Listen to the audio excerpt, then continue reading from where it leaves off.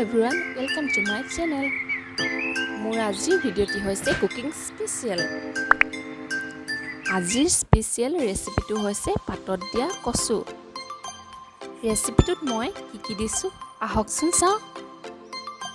পিঁয়াজ, মচন্দৰী, বিলাহী, কঁঠাল গুটি, আদা নহৰু, জলকীয়া আৰু আজিৰ আমাৰ মেইন সামগ্ৰীটো হৈছে কচু। মই কঁঠাল গুটি খাই খুবেই ভাল পাওঁ, সেইবাবে মই ইয়াত ইউজ কৰিছোঁ। আপোনালোকে আপোনালোকৰ ইচ্ছামতে ইয়াত দিবও পাৰে বা নিদিবও পাৰে। কলপাতকেইখিলা মই অকণমান লেৰেলাই থৈছিলোঁ জুইত, তেনেকৈ কৰি ল'লে সুবিধা হয়। এনেদৰে গোটেইবিলাক পাতত বান্ধি দিম। কঁঠাল গুটিকেইটা পাতত দিওঁতে অকণমান মিহি মিহিকৈ কাটি ল'লে সিজিবলৈ সুবিধা হয়।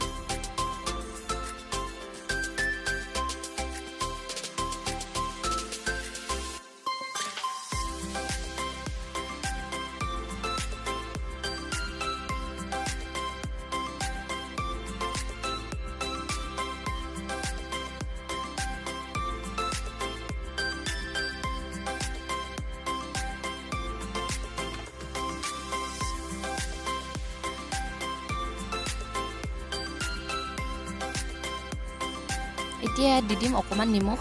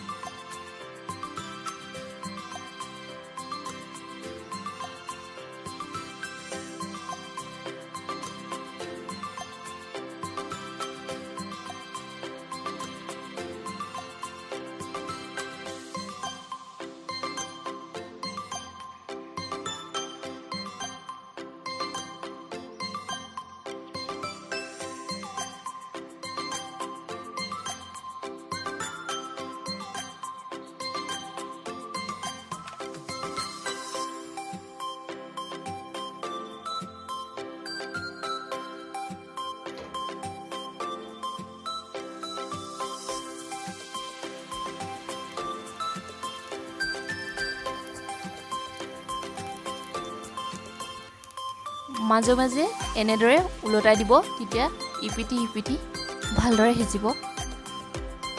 এয়া মোৰ পাতত দিয়া কচু হৈ গৈছে, ভালদৰে সিজিছে। এয়া চব খুব ধুনীয়াকৈ সিজিছে। এয়া চব